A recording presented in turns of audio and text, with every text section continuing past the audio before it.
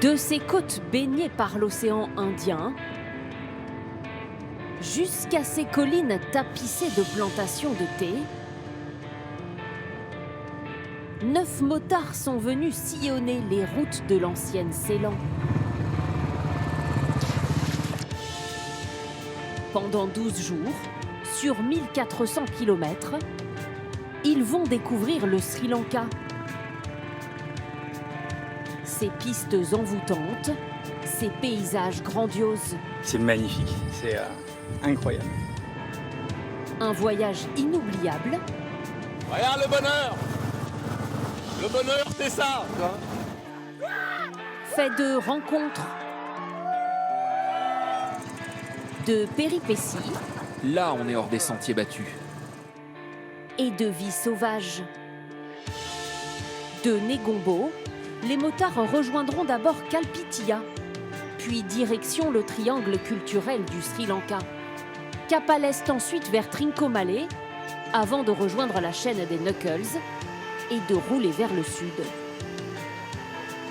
Un voyage qui commence au bord de la route au petit matin. Bon les gars, voici notre voyage. Donc est-ce que quelqu'un sait où on se trouve déjà? Oui, au Sri Lanka. Ouais, très bien ça. Reshad Mahmoud Dobi, le guide du groupe, présente l'itinéraire du jour. On a 110 km aujourd'hui, on va longer la côte. Et met en garde sur les difficultés de la conduite au Sri Lanka. Et puis il y a aussi une particularité que nous en France on connaît moins, c'est qu'on roule à gauche. Donc attention, là on regarde à droite et on double. À droite, exactement. Dès les premiers kilomètres, il faut en effet s'adapter et se frayer un chemin entre les piétons et les tuk-tuk. Ouais, par rapport à chez nous, c'est extrêmement dense. Et puis c'est surtout un peu l'anarchie, chacun fait un peu comme il veut. C'est-à-dire que c'est le plus audacieux qui passe. Yves Chardon, originaire de la Drôme, et son épouse Françoise en sont à leur deuxième voyage à moto à l'étranger. Malgré ses 69 ans, Yves est le motard le moins expérimenté du groupe. Il n'a son permis que depuis 5 ans. Les autres en sont à des années de pratique. Il y a les 2 voyageurs en solo, Romuald et Abel. Les copains auvergnats Bruno, Pierre et Eric. Et les 2 amis anglais Roger et Paul. La moto, c'est leur passion. Mais dans le groupe, personne n'est arrivé jusqu'ici dans le seul but d'avaler des kilomètres. Ce que ces motards viennent chercher, c'est une autre façon de voyager. L'une de leurs premières étapes les emmène dans ce marché condensé de saveurs du Sri Lanka. Alors, ressens-moi l'odeur là.